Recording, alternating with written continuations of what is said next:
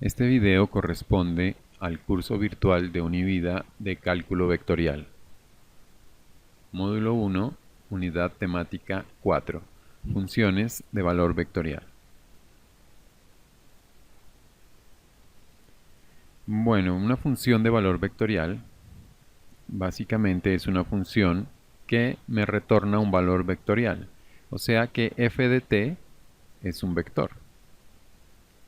Aquí vemos una forma de representarla donde explícitamente se muestra como un vector. Cada una de sus funciones componentes va a determinar cada uno de los elementos del vector que conforman a f.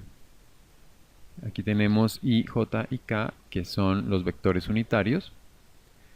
Esta otra representación que está abajo me muestra más a f como el punto final de un vector. Aquí lo vemos, por lo tanto, como un conjunto de coordenadas. Bueno, entonces hasta ahí sencillamente una función de valor vectorial de variable real, utiliza variables reales. Una vez yo evalúo estas funciones componentes, voy a obtener un valor real por cada una de ellas, de forma que el valor completo de f sería un vector, en este caso de 3 elementos. Bueno, ¿cómo calculo el límite de una función de valor vectorial? Es muy sencillo. Básicamente, para que exista el límite de esta f de t, que es una función de valor vectorial, cuando t tiende a, lo que necesito es que exista cada uno de los límites de sus funciones componentes. Por lo tanto, para que exista el límite de f de t, debo calcular el mismo límite para f1, para f2 y para f3. Bueno,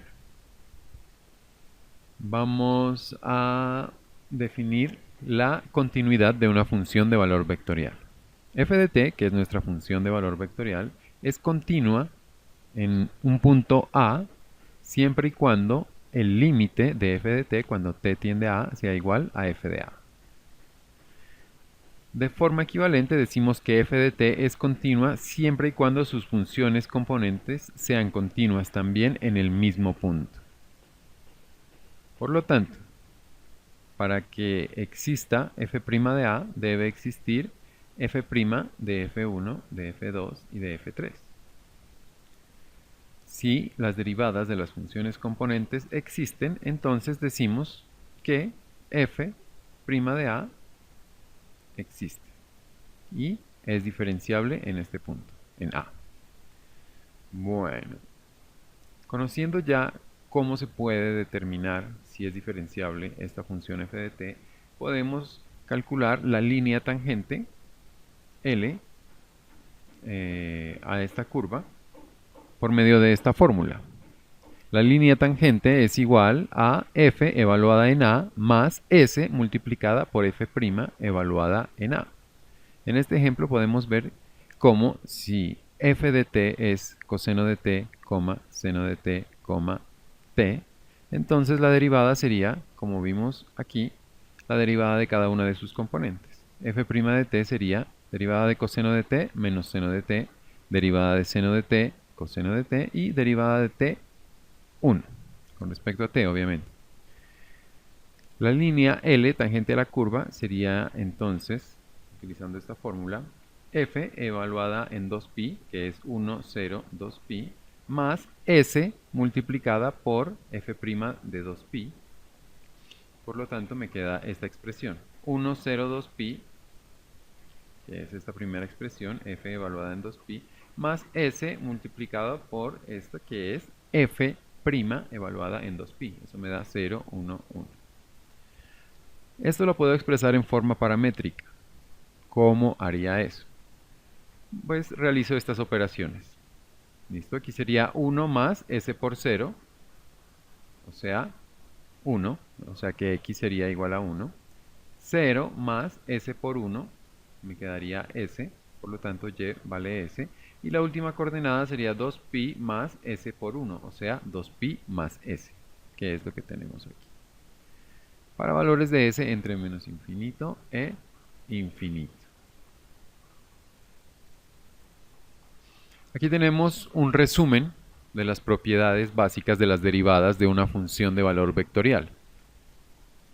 Podemos ver claramente que son prácticamente las mismas propiedades de las derivadas de una función de valor real.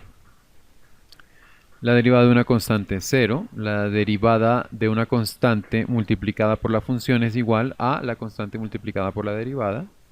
Igual para la derivada de una suma, la suma de las derivadas. La derivada de una diferencia es la diferencia de las derivadas.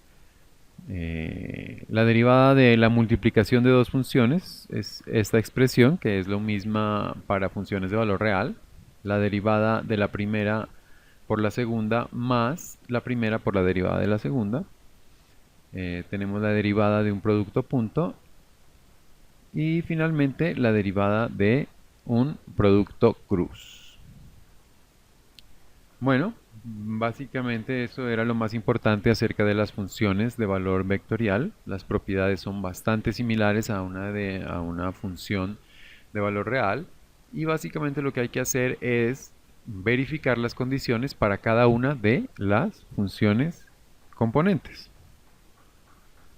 Tanto para continuidad, como ya vimos, hay que verificar, tanto para límites como para continuidad, hay que verificar con cada una de las funciones componentes.